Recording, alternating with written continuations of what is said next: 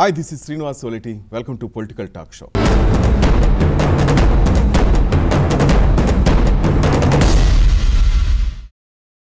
ఇవాల్టి మన అతిథి ప్రముఖ పత్రికా సంపాదకులు సమాచార హక్కు చట్టం పూర్వ కమిషనర్ విజయబాబు గారు.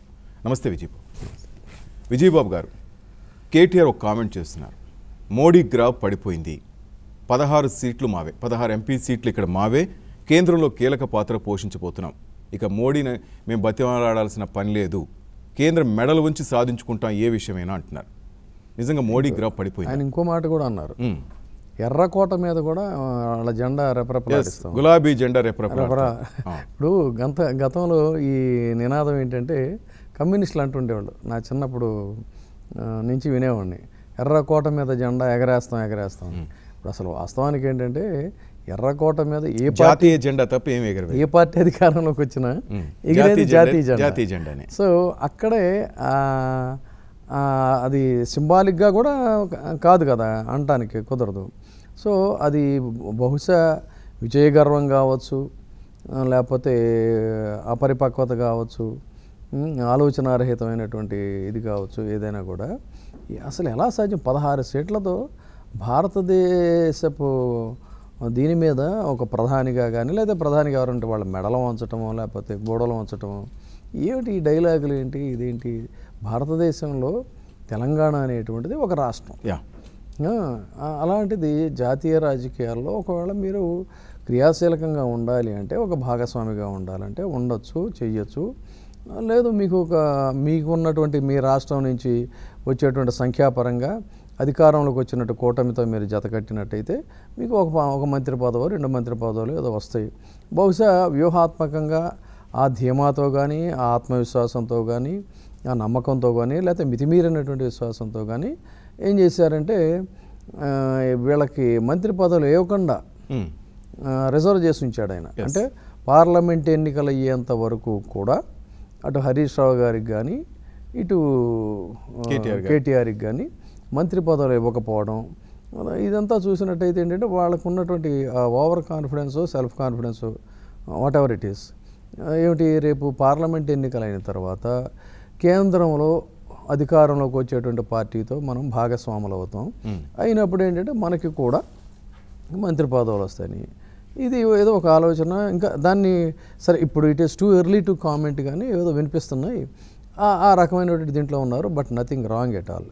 అయితే అదే క్రమంలో చెప్పాల్సింది ఏంటంటే మోడీ గ్రాఫ్ పడిపోతుంది అనేటువంటి కామెంట్ ఏదైతే ఉందో అది తీవ్ర అభ్యంతరకరమైనటువంటి పదం. జస్ట్ ఏంటంటే తెలంగాణలో ఒక ఉద్యమ పార్టీగా అవతరించి ఒక సెంటిమెంట్తో, ఇప్పుడు ఉద్యమ పార్టీలన్నీ కూడా మనం చూసామండి, అస్సాం గణసంఘ పరిషత్తు చూసాం. ఆ అస్సాంలో విద్యార్థులందరూ కూడా బై ద టైం వీళ్ళంతా కూడా మంచి యంగ్స్టర్స్, ప్రమాణ ఉవ్వెత్తున లేచింది ఉద్యమం. ఆ ఉద్యమం తర్వాత ఏంటంటే అస్సాం గణ పరిషత్తు అధికారంలోకి వచ్చింది. అధికారంలోకి వచ్చి ఒక తిరుగులేనటువంటి పెత్తనం చలాయించడం, ఆ తర్వాత క్రమంగా అదేమైంది మనకు తెలుసు రిజల్ట్. సో ఇలా ఏంటంటే ఉద్యమ స్థాయిలో ఎగసి అధికారాన్ని చేజిక్కించుకున్నటువంటి పార్టీలు ఆ తర్వాత ఏంటంటే ప్రజల మనోభిప్రాయాలకు అనుగుణంగా వాళ్ళు చేసినటువంటి వాగ్దానాలని జాగ్రత్తగా ఎక్కడెక్కడ ఫుల్ఫిల్ చేస్తూ వాళ్ళ విశ్వాసాన్ని ప్రోధి చేసుకోవటమే కాకుండా దాన్ని కన్సాలిడేట్ చేసుకోవాలి. కన్సాలిడేట్ చేసుకోవడానికి కనీసం ఎంత లేదన్నా కూడా ఒక 2-3 టర్మ్స్, రెండో టర్మ్లో ఆటోమేటిక్గా అధికారంలోకి వచ్చేస్తారు. ఏంటంటే మనకి ఈ తెలంగాణ రాష్ట్రాన్ని ఇచ్చినటువంటి పార్టీ ఆయన ఏదో చెప్తున్నారు, సరే చూద్దాం, ఇంకొక అవకాశం ఇద్దాం అని చెప్పని రెండోసారి ఇస్తారు. రెండోసారి తర్వాత మూడవసారి అనేటువంటిది ఏంటంటే మీ యొక్క పరిపాలన, మీ వ్యవహార శైలి, మీరు ప్రజలకి బాసటగా ఉండడం, వీటన్నిటి మీద ఆధారపడి ఉంటుంది. మీకు ఇక్కడ రెండవసారి వచ్చినటువంటి మీ బలహీనత ఏంటంటే రెండవసారి సరేవేవో ప్రాజెక్ట్స్ మొదలుపెట్టారు, చూద్దాం ఇంకొకసారి అవకాశం ఇద్దాం అనేటువంటిదేమో positive side. Other side of the coin ఏంటంటే మీకు కలిసి వచ్చినటువంటి అంశం పూర్తిగా ప్రతిపక్షాల యొక్క అనైక్యత కానీ, లేకపోతే అటు తెలుగుదేశం కానీ ఇటు కాంగ్రెస్ పార్టీ కానీ పూర్తిగా ఏంటంటే విభిన్న ధృవాలు, భిన్న ధృవాల కలయిక అనేటువంటి దాన్ని ప్రజలు యాక్సెప్ట్ చేయకపోవటం, తర్వాత సెంటిమెంటు మళ్ళీ ఆంధ్ర తెలంగాణ చంద్రబాబు నాయుడు గారి వ్యవహార శైలితో there are many factors are there రెండోసారి రావడానికి. అప్పుడు మీరు ఏం చేయాలంటే ఇంకాస్త జాగ్రత్తగా మీరు వ్యవహరించాల్సిన తరుణం. ముఖ్యంగా ప్రత్యేకించి కేటీఆర్ గారి విషయానికి వచ్చినట్టయితే ఒక యంగ్స్టరు, ఒక కీలకమైనటువంటి వాళ్ళ పార్టీలో కూడా బాధ్యతలైన ప్రెసిడెంట్గా ఉన్నారు తీసుకున్నప్పుడు మాట్లాడేటప్పుడు ఏంటంటే చాలా జాగ్రత్తగా ఆచితూచి వ్యవహరించాల్సినటువంటి ఇది ఉంది. అంతే తప్ప కేవలం తెలంగాణలో అధికారంలోకి వచ్చినటువంటి ఒక అబ్సల్యూట్ మెజారిటీతో వచ్చినటువంటి దీన్ని చూసుకొని యావత్ భారతదేశ రాజకీయాల మీదే దేశ ప్రధానిని మీరు పట్టుకొని మీరు మాట్లాడినట్టయితే మీకు లోకేష్కి పెద్ద తేడా ఉందని నేను అనుకోను. అది పూర్తిగా ఏంటంటే అపరిణితి చెందినటువంటి రాజకీయంగానే దీని పథకాలు కూడా మోడీ కాపీ కొట్టారు అంటారు. అదే పాపం. ఎందుకంటే అసలు వీళ్ళు they are born political philosophers అనమాట. భారతదేశంలో ఈవెన్ కాంగ్రెస్ పార్టీ సుదీర్ఘకాలం అధికారంలో ఉన్నటువంటి కాంగ్రెస్ పార్టీలో ఉన్నటువంటి పొలిటికల్ థింకర్స్, పాలిటీషియన్స్ వేరు, పొలిటికల్ థింకర్స్ అంటే పొలిటికల్ ఫిలాసఫర్స్, పొలిటికల్ స్టేట్స్మెన్ వేరు. వీళ్ళందరికీ తేడాలు ఉంటాయి. వాళ్ళు సైతం కూడా ఒప్పుకునేది ఏంటంటే భారతీయ జనతా పార్టీకి వెన్నెముకగా ఉండేటువంటి రాష్ట్రీయ స్వయం సేవక సంఘ ఆర్ఎస్ఎస్ ఏదైతే ఉందో ఇది చాలా ఒక కన్స్ట్రక్టివ్గా ఉంటుంది. ఇందులో ఇంటలెక్చువల్స్ ఉంటారు, వాళ్ళ ప్లానింగు ఇదంతా కూడా ఫ్యూచర్ ఆస్పెక్టు ఇవన్నీ ఉంటాయి అనేది వాళ్ళు చెప్తుంటారు. సో అలాంటి పార్టీని పట్టుకొని మీరు మీ రాష్ట్రంలో ఉన్నటువంటి దీన్ని మీ పథకాలని కాపీ కొట్టి వాళ్ళ అధికారంలోకి వచ్చారంటే అంటే తెలంగాణ టీఆర్ఎస్ పార్టీతోనే మీకు బీజేపీ వచ్చింది, లేకపోతే ఆ గతంలో కూడా వాజ్పేయి గారు కూడా అధికారంలోకి వచ్చారు. ఇంకా కొన్నాళ్ళు పోతే వాజ్పేయి గారు, అద్వానీ గారు కూడా మీతోనే పాఠాలు నేర్చుకున్నారని కూడా చెప్తారు. ఇదేంటంటే చాలా ప్రమాదకరమైనది, అంటే వాళ్ళకే మంచిది కాదు. ఎందుకంటే ఎదిగేటువంటి క్రమంలో, నాయకుడిగా ఎదిగేటువంటి క్రమంలో పార్టీని రాష్ట్ర స్థాయి నుంచి జాతీయ స్థాయికి మీరు పెంచాలి అనుకునేటువంటి క్రమంలో కొంత వినమ్రత, కొంత హోందాతనం, ఆచితూచి వ్యవహరించేటువంటి శైలి ఇవన్నీ ఏ పార్టీకైనా అవసరం. కానీ కేవలం విజయ గర్వంతో ఎట్లా పడితే అట్లా మాట్లాడటం అనేటువంటి కేటీఆర్ అంటున్న మాటల్లో కూడా నిజం ఉంది అని కొంతమంది అంటారు. ఎందుకంటే మేము చేపట్టిన పథకాలు మా పరిపాలన చూసి కాంగ్రెస్ ఎమ్మెల్యేలు 2 ఎమ్మెల్యేలు చేరటం చూసాం. ఈరోజు మరో నల్గొండ జిల్లా ఎమ్మెల్యే కూడా రెడీగా ఉన్నారు చేరటం. ఇవన్నీ చూస్తుంటే మా పథకాలు కానీ మా పరిపాలన చూసి అందరూ మెచ్చుకుంటున్నారు. మా విజయ గర్వం అని మీరు ఎలా అనుకుంటారు? మా ప్రజలు మమ్మల్ని ఆశీర్వదిస్తున్నారు, రేపు 16 స్థానాల్లో కూడా మమ్మల్ని ఆశీర్వదించబోతున్నారు, కేంద్రం మెడలు వంచబోతాం, ఇదే అంటున్నారు ఆయన. అంటే కనీస నైతిక విలువలు లేనటువంటి నీతి బాహ్య రాజకీయాలు ఇటీవల కాలంలో ఎంతగా తయారైనాయి అనేటువంటిది గతంలో తెలంగాణలోను ఆంధ్రప్రదేశ్లోను చూస్తున్నాము.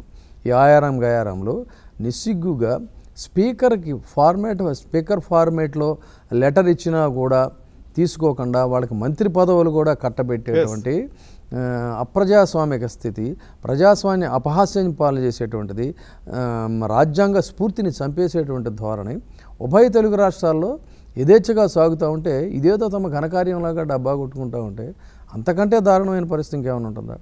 కనీస రాజకీయ స్పృహ, పరిజ్ఞానం ఉన్నటువంటి వాళ్ళకి ఏం జరుగుతుందో తెలుసు. దీనికి ఒక పెద్ద అభివృద్ధి అనేటువంటి ఒక అందమైన పేరు అక్కడ ఇక్కడ కూడా వాళ్ళు ఆంధ్రప్రదేశ్ అభివృద్ధి అనేది రుద్దుతూ ఉంటారు. వాళ్ళు పదే మాట్లాడేది, ఈయన మాట్లాడుతుంది ఇదే. కానీ దీని వెనక ఉన్నటువంటి వాస్తవాలు ఏంటనేటువంటిది తెలుసు.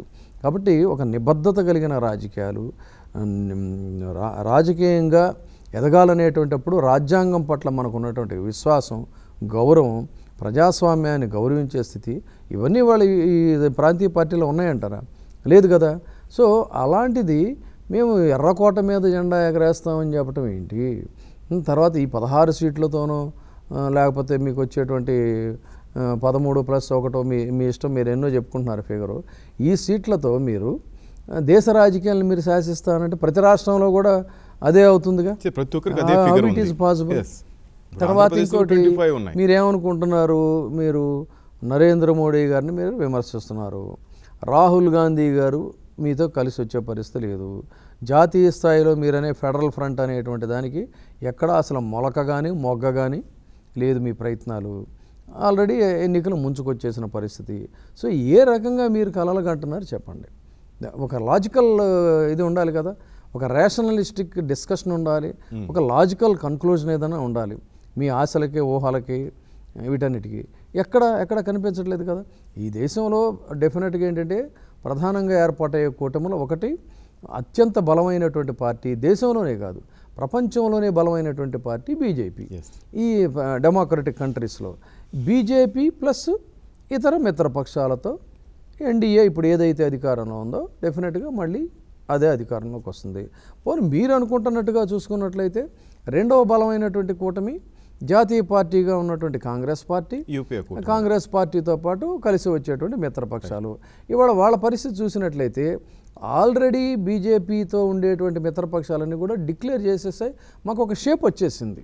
కానీ వేరాజ్ ఇక్కడికి వచ్చేసరికి కాంగ్రెస్ పార్టీతో కలిసి వచ్చేటువంటి మిత్రపక్షాల్లో మమతా బెనర్జీ ప్రధాన అవ్వాలా, రాహుల్ గాంధీ ప్రధాన అవ్వాలా, మాయావతి ప్రధాన అవ్వాలా, రాహుల్ గాంధీ ప్రధాన అవ్వాలా, లేదు అఖిలేష్ యాదవ్ ప్రధాన అవ్వాలా, రాహుల్ గాంధీ ప్రధాన అవ్వాలా, ఇట్లా మీలో మీకే పొసగనటువంటి పొత్తు పొడవనటువంటి స్థితి. ఇక ఫెడరల్ ఫ్రంట్ అంటూ ఆర్భాటం చేసినటువంటి కేసీఆర్ గారి ఇది ఏం జరిగిందో అనేది చూసాం మనం, ఎక్కడా కూడా దానికి కదలేకలేదు. ఇలాంటప్పుడు ఏంటంటే మీరు గెలుపోవటములు అనేటువంటివి ఆయా దీన్ని నిర్ణయించేది ప్రజలు. తర్వాత ట్రెండ్స్ అదే చెప్పా, ఉద్యమ పార్టీలు అన్నప్పుడు ఆ సెంటిమెంట్ ఉంటుంది. బట్ వేరేజ్ భారతీయ జనతా పార్టీ ఏ రకంగా అధికారంలోకి వచ్చింది, మొత్తం యావత్తు భారతదేశంలో అనేకమైనటువంటి రాష్ట్రాల్లో ఒక బలమైనటువంటి సుస్థిరమైనటువంటి ప్రభుత్వం కావాలి, ఈ దేశానికి ఒక బలమైన నాయకుడు కావాలి అని ఆ రకంగా నరేంద్ర మోడీ గారి యొక్క చరిష్మా చూసి ప్రజలందరూ కూడా పట్టం కట్టారు. అయితే ఇక్కడ వాస్తవాలుగా మనం డిస్కస్ చేసినప్పుడు ఒక హయ్యెస్ట్ హోప్స్తో నరేంద్ర మోడీ గారికి అధికారాన్ని ఇచ్చారు. ఇచ్చిన తర్వాత అంటే ప్రజల ఎక్స్పెక్టేషన్స్ బియాండ్ అవర్ లిమిట్స్ కెపాసిటీస్తో వచ్చింది అధికారంలోకి. వచ్చినప్పుడు ఏంటంటే ప్రాక్టికల్గా వచ్చినప్పుడు anyone is a human being. So మన దగ్గర మంత్రదండం ఉండదు ఓవర్ నైట్ దాన్ని మార్చడానికి. కానీ ప్రజల ఆశయాలు ఆకాంక్షలు ఆ రకంగా ఉంటాయి. వాటిని ఇంప్లిమెంట్ చేసుకొచ్చేటువంటి దీంట్లో కొన్ని తడబాట్లు ఉంటాయి, తప్పటడుగులు ఉంటాయి తప్పనిసరిగా. బట్ ఏంటంటే comparative all the previous history చూసుకున్నప్పుడు not only best performance none other than Modi. అలాంటప్పుడు ఏంటంటే కొంత యాంటీ ఇన్కంబెన్సీతో కొంత ఒక స్థాయి అంటే గతంలో వచ్చిన దీనికి కొంత అసంతృప్తి ఉంటుంది. అసంతృప్తి ఎందుకు ఉంటుంది? మితిమీరినటువంటి విశ్వాసంతో ఆయనకి అంత అత్యధిక మెజారిటీ చేసినప్పుడు దాన్ని ఆ రీచ్కి వేరియేషన్ ఉన్నప్పుడు సహజంగానే ఉంటుంది తప్ప అది వ్యతిరేకత కాదు, అది గ్రాఫ్ పడిపోవటం కూడాను కాదు. అందుకని ఇక అదే అలా ఉండగా ఈ నేపథ్యంలో గతంలో ప్రజలు నరేంద్ర మోడీ గారి పట్ల ప్రదర్శించిన విశ్వాసం ఏంటంటే ఈ 2G స్కాములు, ఆదర్శ స్కాములు, కోల్ స్కాములు, ఈ స్కాములు ఆ స్కాములు చూసి విసిగిపోయి ఈ దేశంలో అవినీతి పాలన, అనైక్యత పాలన, ఇష్టారాజ్యమైన దీంట్లో కంటే కూడా సుస్థిరమైనటువంటి పాలన అందించగలిగింది ఒకే ఒక్క వ్యక్తికి కనిపిస్తుంది మనకి, నరేంద్ర మోడీ గారు అని దీంతో గతంలో పట్టం కట్టారు. ఇప్పుడు మళ్ళీ మాట్లాడితే దీన్ని రాజకీయం అంటారు, కానీ వాస్తవంగా జరుగుతుంది ఏంటంటే పక్కన ఉన్నటువంటి పాకిస్తాన్ పదే కాలు దువ్వుతున్నటువంటి నేపథ్యంలో గతంలో బహుశా ఎవరు కూడా సర్జికల్ స్ట్రైక్ అనేటువంటి ఒక పదం కూడా విని ఉండకపోవచ్చు. అలాంటి ఒక పదం సర్జికల్ స్ట్రైక్తో గట్టిగా బుద్ధి చెప్పిన పరిస్థితి, నిన్నటికి నిన్న మళ్ళీ రెండోసారి బుద్ధి చెప్పిన పరిస్థితుల్లో ఈ దేశాన్ని సుస్థిరంగానే కాదు భద్రంగా ఉంచగలిగినటువంటి నాయకుడు కూడా నరేంద్ర మోడీ గారని ఒక దీంతో నరేంద్ర మోడీ గారి గ్రాఫ్ ఆ కోణం నుంచి పెరిగింది. దీన్ని మీరు రాజకీయాలకు వాడుకుంటున్నారా అదా ఇదా అంటే దానికి మీరు రాజకీయం అనే పేరు పెట్టినా, లేదో ఒక విశ్వాసం అనే పేరు పెట్టినా, ఒక పరిశీలన అనే పేరు పెట్టినా, పేరేదైనా కూడా ప్రజలందరూ యావత్ భారతదేశ ప్రజలు ఇవాళ ఒక నిర్ణయానికి వచ్చింది ఏంటంటే ఎస్, ఈ దేశానికి సరైనటువంటి నాయకుడు, పక్కన ఉన్నటువంటి పాకిస్తాన్ పీచవణచగలిగిన నాయకుడు, అవసరమైతే చైనాకి కూడా బుద్ధి చెప్పగలిగిన డోకలాం సమస్య చూసాం ఎంత చక్కగా హ్యాండిల్ చేస్తారనేది. సో ఈ పరిస్థితుల్లో ఈ దేశానికి నరేంద్ర మోడీ గారే సరైనటువంటి నాయకులు అనే దీంట్లో ఆయన గ్రాఫ్ పెరిగింది. నేనే చెప్తాను, ఇటు పక్కన ఎక్స్పెక్టేషన్స్కి ఆయన ప్రజల ఎక్స్పెక్టేషన్స్ హై లెవెల్లో ఉన్నప్పుడు ఆ రీచ్లో కొంత వేరియేషన్ ఉంది కాబట్టి అక్కడ కొంత ప్రజలకు ఒక అసంతృప్తి ఉంది. అదే కోణంలో యావత్ జాతీయ భద్రత, జాతీయత అనేటువంటి డిస్కషన్ వచ్చినప్పుడు ఆయన గ్రాఫ్ విపరీతంగా పెరిగింది. జాతి సో సమగ్రతకు సంబంధించి ఆయన ఇది ఈ రెండు టుగెదర్ అయినప్పుడు ఏమవుతుంది, ఈ రోజున దేశంలో నరేంద్ర మోడీ గారికి పోటీ కానీ సాటి వచ్చేటువంటి నాయకుడు కానీ లేకపోతే పార్టీ కానీ లేదు అనేటువంటిది చాలా విస్పష్టంగా చెప్పుకోవాలి. అంతే తప్ప కేవలం ఆయా రాష్ట్రాల్లో ఉండేటువంటి మెజారిటీలు ఒక ట్రెండ్, ప్రతిదానికి ఒక ట్రెండ్ అనేది ఉంటుంది. ఆ ట్రెండ్తో పైకి వచ్చిన పార్టీ కాదు కదా భారతీయ జనతా పార్టీ. గుజరాత్లో ముఖ్యమంత్రిగా హీ హాజ్ ప్రూవ్డ్ హిమ్సెల్ఫ్. అలాగే అంతేకాకుండా నరేంద్ర మోడీ గారి యొక్క ప్రొఫైల్ మనం ఒకసారి తిరగేసినట్టయితే ఆయన అనేకమైనటువంటి అంటే రాజకీయాల్లో ఎన్నో ఆటుపోట్ల జీవితం గురించి వాటి గురించి నేను మాట్లాడటం లేదు. రాజకీయాల్లో ఎన్నో ఆటుపోట్లు ఎదుర్కొన్న వ్యక్తి, రాటుదేలినటువంటి వ్యక్తి, కొంతకాలం అజ్ఞాతంలో ఉన్నటువంటి వ్యక్తి ఇందిరా హయాంలో, వీటన్నిటినీ కూడా తట్టుకొని నిలబడినటువంటి ఒక డైనమిక్ లీడరు. కాబట్టి మీరు ఏదో మాట్లాడేసేసి తెలంగాణలో మొన్న వచ్చినటువంటి అబ్సల్యూట్ మెజారిటీని చూసి దేశానికి కూడా ఇది అప్లికబుల్ అనుకుంటే చాలా పొరపాటుది. అందుకని కేటీఆర్ గారు మాట్లాడినటువంటిది ఏంటంటే ఆయన యొక్క రాజకీయ అపరిణితికి ఆ మాటలు అర్థం పడుతున్నాయి. కాదన్నట్లయితే ఇంకా ఒక అడుగు ముందుకేసి చెప్పాలన్నట్లయితే ఒక విజయ గర్వంతో అనాలోచితంగా చేసినటువంటి మాటలుగా నేను చూస్తా తప్ప ఇది పరిణతి చెందింది కాదు.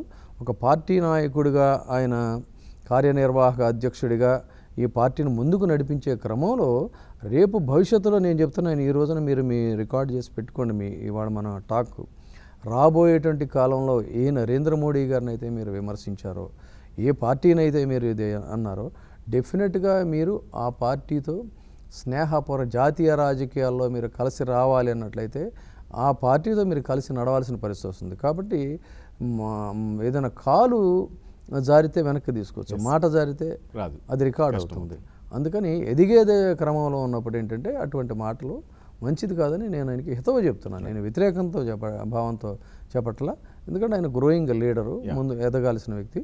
కాబట్టి జాగ్రత్తగా ఆచితూచి మాట్లాడాలంటే అలా ఇవాళ నరేంద్ర మోడీ గారి గ్రాఫ్ పడిపోయింది అని డిసైడ్. అసలు ఈ గ్రాఫిక్స్ డిజైనర్స్ ఎవరు, ఈ ప్లానోగ్రాఫర్స్ ఎవరు ఆయనకి చెప్పారు, ఏ విధంగా చెప్పారు, లాజికల్ ఇదేంటి దానికి డిస్కషన్, అది ఆయన కేటీఆర్ గారు ఆలోచించుకుంటే మంచిది.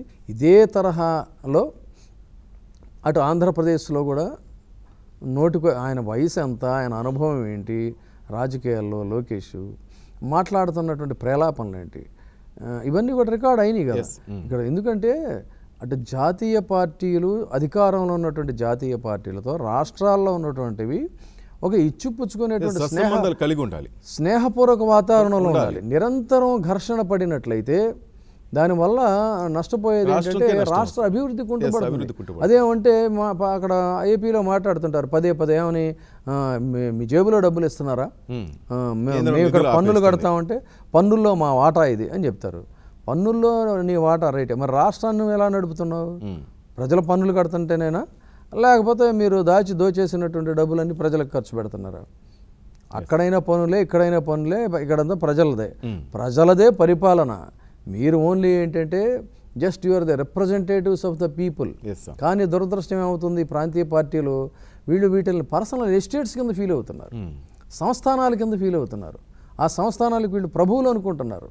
అంతే తప్ప ఒక 5 సంవత్సరాల పాటు గిర్రం తిరుగుతాయి. 5 సంవత్సరాలు ప్రజలు మనకు అధికారం ఇచ్చారు.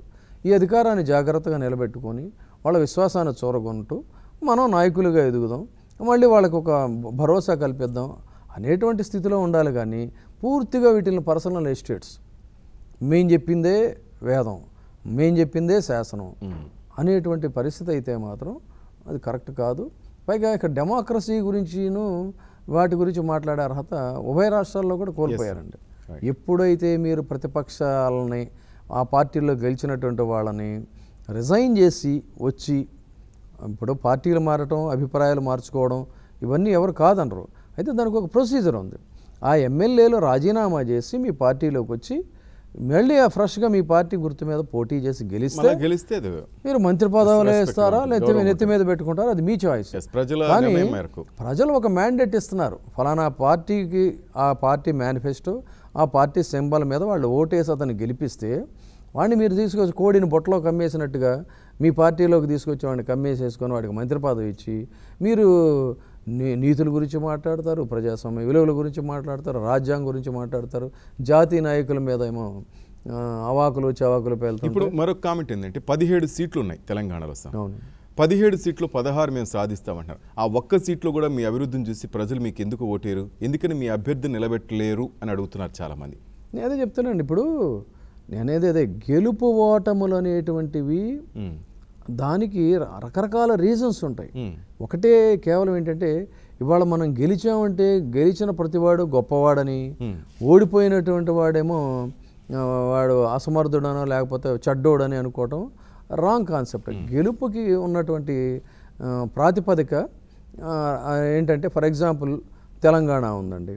తెలంగాణ సెంటిమెంట్తో మీరు ఎవరిని బొమ్మను నిలబెట్టినా కూడా గెలిచేటువంటి పరిస్థితి నెలకొంది. అదొక వేవ్ అది.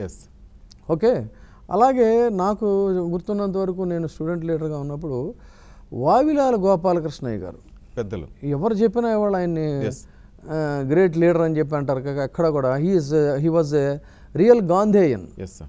ఆ రోజు మా పార్టీ ఇండియన్ ఎక్స్ప్రెస్లో నేను ఆంధ్రప్రభ విభాగంలో పనిచేస్తున్నప్పుడు ఆయన వచ్చేవారు. వచ్చితే అక్కడ మామూలు చాలా సాదాసీదా ఉతికిన ఖాదీ గుడ్డలు పంచాలు ఆల్చి వేసుకొని సింపుల్ మ్యాన్ వచ్చేవాడు ఆయన. వచ్చి ఆయనతో పాటు ఒక పడకుర్చీ అంటే ఆ పడకుర్చీలోనే పడుకునేవాడు ఆయన. పడుకొని అలాంటి ఒక గాంధీ జీవితానికి అనుసంధానంగా జీవించినటువంటి వ్యక్తి, ఆ గాంధీని ఫిలాసఫీలో ఆయన కూడా ఓడిపోయాడు. అంత మాత్రంలో మనం ఆయన్ని చెడ్డోడు అనంగా అవునా కదా, చేయలేము. అట్లాగే ఇందిరాగాంధీ రాజనారాయణ మీద ఓడిపోయింది. రాజనారాయణ ఆ తర్వాత పత్రికలు కార్టూనిస్టులు ఒక పొలిటికల్ జోకర్ లాగా ఇష్టారాజ్యం కింద వాడారు. అంత మాత్రంలో రాజనారాయణ ఇందిరాగాంధీ కంటే గొప్పడు అని మనం అనుకోలేం కదా. అక్కడ దాకా ఎందుకు మీకు ఆంధ్రప్రదేశ్ రాజకీయాల్లో చీఫ్ మినిస్టర్ ఎన్టీ రామారావు గారు, అతను ఎవరు మన కాంగ్రెస్ పార్టీలో బగ్గిడి గోపాల్ కాదు పేరు ఏదో ఉన్నాడు ఇప్పుడు కూడా, అతని చేతిలో ఓడిపోయాడు ఆయన. ఓడిపోతే దాని అర్థం ఈయన చాలా గొప్ప నాయకుడును ఎన్టీఆర్ లీడర్ కాదని కదా. సర్కమ్స్టాన్సెస్ ఆ పరిస్థితుల మీద ఏంటంటే ఆ వ్యతిరేకత ఇది ఉంటుంది. సో అలాగే ఇప్పుడు చిరంజీవి గారు ఉన్నారు. చిరంజీవి గారు ఆయన స్వగ్రామం అయినటువంటి మొగల్తూరులోనో ఎక్కడో ఆయన ఓడిపోయారు, తిరుపతిలో గెలిచారు. అక్కడ ఎవరో ఒక జస్ట్ అప్కమింగ్ పాలిటీషియన్ ఆవిడ లేడీ మహిళ ఫ్రెషర్ ఆవిడ గెలిచింది. అంత మాత్రంలో చిరంజీవి గారి కంటే ఆవిడ గొప్పదని మనం అనలేం కదా. సో గెలుపోవటములకి రకరకాలైనటువంటి కారణాలు ఉంటాయి. ఆయా పరిస్థితుల తాత్కాలికాలు. బట్ నాయకుడిగా ఎదిగి ఈ భారతదేశంలో కానీ ప్రపంచ చరిత్రలో కానీ కొన్ని పుటలు తమకంటూ సొంతం చేసుకోవటం గొప్పతనం. మహాత్మా గాంధీ ఉన్నారు. గాంధీ గారు ఎక్కడి నుంచి కూడా పోటీ చేయలేదు, ఎన్నికల్లో ప్రత్యక్ష పోటీ చేయలేదు, ఏ పదవి ఆశించలేదు ఆయన లేదు. కానీ ఇది జాతి పితగా ప్రపంచ రాజకీయాల్లోనే ఆయనకంటూ కొన్ని పుటలు ఆయన సొంతం చేసుకున్నారు. అది గొప్పతనం తప్ప ఈ రకరకాలైనటువంటి ఫ్యాక్టర్స్తో గెలవటం. కొన్ని చోట్ల క్యాస్ట్ ఫ్యాక్టర్స్ ఉంటాయి, కొన్ని చోట్ల రీజనల్ ఫ్యాక్టర్స్ ఉంటాయి, కొన్ని చోట్ల మనీ ఫ్యాక్టర్స్ ఉంటాయి, కొన్ని చోట్ల మ్యానిపులేట్ చేసేటువంటి ఫ్యాక్టర్స్ ఉంటాయి, కొన్ని చోట్ల మనకంటే కూడా అవతల పరిస్థితులను బట్టి ఉంటాయి. మీకు రాజీవ్ గాంధీ అసాసినేషన్ జరిగినప్పుడు చూడండి గమ్మత్తు. రాజీవ్ గాంధీ గారి అసాసినేషన్కి ముందు ఒక ఫేజ్ ఎలక్షన్స్ అయిపోయినాయి. ఆ ఫేజ్ ఎలక్షన్స్లోనేమో పూర్తిగా కాంగ్రెస్ పార్టీకి వ్యతిరేకంగా ఓట్లు పడి, అసాసినేషన్ జరిగిన తర్వాత ట్రెండ్ మారిపోయింది. అప్పుడు కాంగ్రెస్ పార్టీకి సింపతి ఓట్స్ వచ్చాయి. సో ఇట్లా రకరకాల కారణాలు పరిస్థితులు ఉంటాయి. అంతేగాని అది చూసుకొని ఇదంతా మనదే ఘనకార్యం, మనమే ఈ దేశానికి అధినాథులం అని అనుకుంటే అది పొరపాటు. కానీ ఇప్పుడు ఈరోజు వర్కింగ్ ప్రెసిడెంట్గా ఆయన దూసుకుపోతున్నారు అంటారు. తండ్రి కూడా ఆయనకే బాధ్యతలు అప్పచెప్పారు అంటే కేటీఆర్ మీద నమ్మకం. అందుకే చెప్తున్నాను నేను. అందుకనే ఒక యంగ్ లీడర్, ఏ పార్టీ లీడర్స్ అయినా యంగ్స్టర్స్ రాజకీయాల్లోకి రావాలి, వాళ్ళు ఎదగాలి, వాళ్ళు నిలబడాలి. అందుకనే నేనేంటంటే ఒక పాజిటివ్ ఆస్పెక్ట్తో చెప్తున్నా. Though I'm differing with his style of function, dialogues and everything, but still ఒక పాజిటివ్ యాంగిల్లో చెప్పేది అంటే అది ఆయన ఎదుగుదలకు మంచిది కాదు. ఆ రకమైనటువంటి స్టేట్మెంట్స్ కానీ ఏవైనా గౌరవాన్ని పెంచే విధంగా ఉండాలి. అంతే తప్ప నరేంద్ర మోడీ గారి గ్రాఫ్ పడిపోతూ ఉంది, ఎర్రకోట మీద మన జెండా ఎగరేస్తామని ఇవన్నీ కూడా అది కరెక్ట్ కాదు. కాబట్టి ఓకే తనకంటూ కొన్ని కొత్తగా రాజకీయాల్లోకి అటు లోకేష్ ఇటు కేటీఆర్ ఇద్దరు వచ్చినా కూడా పీపుల్ కంపేర్ చేసి చూసుకున్నప్పుడు he got a good marks, excellent marks. ఆ ఇమేజ్ని పోగొట్టుకోవద్దని చెప్తున్నాను నేను. అది నేను చెప్పేది. అందుకని జాతీయ రాజకీయాల్లో ఎదగాలి. ఎదిగిన కొద్దీ మనకు పాత సామెత అరిగిపోయిన రికార్డులా ఒదుగుతూ ఉండాలి. ఒదుగుతూ ఎదగటం, ఎదుగుతూ ఒదిగి ఉండటం. ఏమో రేపు రెండు పార్టీలు మోడీ గారితో సపోర్ట్ చేయొచ్చేమో, స్నేహపూర్వక హస్తం అందించవచ్చు. అనివార్యం అండి. నేను చెప్పలేం రాజకీయాల్లో ఏం జరుగుతుందో. నా ఇదేంటంటే అనివార్యంగా రాబోయేటువంటి కాలంలో తెలంగాణ రాష్ట్ర అభివృద్ధికి కానీ తెలంగాణలో వాళ్ళు బలపడటానికి కానీ ఏదైనా కూడా అనివార్యంగా రేపు జాతీయ స్థాయిలో మళ్ళీ ప్రభుత్వ పగ్గాలు చేపట్టేటువంటి బీజేపీతో నరేంద్ర మోడీ గారికి వాళ్ళు స్నేహహస్తం ఇవ్వాల్సినటువంటి అవసరం అనివార్యం. ఇది చారిత్రక అవసరం తెలంగాణ రాష్ట్ర అభివృద్ధికి. కాబట్టి వారు ఇప్పుడు ఎన్నికల కోసం అని చెప్పని ఏది చెప్పినా కూడా ఇది రేపు జరగబోయేటువంటి సత్యం, వాస్తవం. అదే రకంగా ఆంధ్రప్రదేశ్లో కూడా ఏర్పడేటువంటి కొత్త ప్రభుత్వం ఏదున్నప్పటికీ కూడా ఆంధ్రప్రదేశ్ అభివృద్ధికి కట్టుబడి అనివార్యంగా కేంద్రంలో అధికారంలో ఉండేటువంటి నరేంద్ర మోడీ గారి సారథ్యంలో ఉండే బీజేపీ కూటమికి అక్కడ నుంచి స్నేహపూర్వకమైనటువంటి ఒక చక్కటి వాతావరణం అనేటువంటిది ఏర్పాటు అవుతుంది. అది ఆంధ్రప్రదేశ్ అభివృద్ధికి అత్యంత కీలకంగా పనిచేస్తుంది, దోహదపడుతుంది. ఇది నేను అనుకునేది. అందుకని జాతీయ స్థాయి రాజకీయాల్లో చాలా జాగ్రత్తగా మీరు డిఫరెంట్ డైమెన్షన్స్ నుంచి ఆలోచించి మాట్లాడాలి తప్ప కేవలం ఇక్కడ ఉండేటువంటి ఒక యుఫోరియాతో మాట్లాడడం అనేటువంటిది కరెక్ట్ కాదు. అది నేను కేటీఆర్ గారికి చెప్పాను. Thank you very much. For more updates, please subscribe 99 TV Telugu.